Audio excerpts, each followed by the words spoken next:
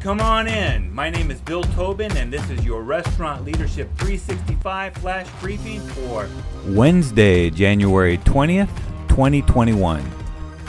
I've been leading people in the restaurant industry for more than 25 years, and as a mentor to young managers and leaders, I try to reflect on how I learned the ins and outs of being a leader.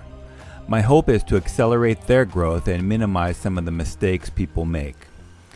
By the time I became a young restaurant manager, I had already had a dozen or so coaches or bosses in my life.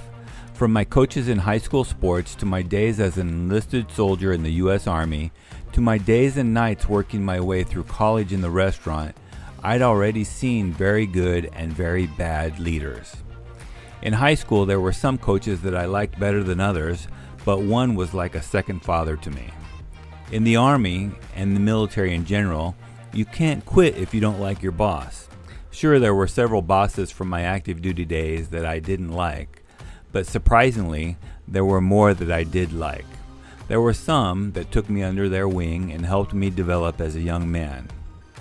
As an hourly employee in food and beverage, I got used to seeing managers coming and going. Some failed, some quit, and others got promoted. By the time I became a manager, I had lots of examples to look back on. I tried to avoid being like the bosses I'd had that I didn't like, and I tried to emulate the bosses that I did.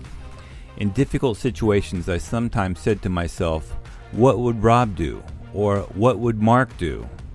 By trying to be like the bosses that I respected the most, my hope was that I would be respected by my staff.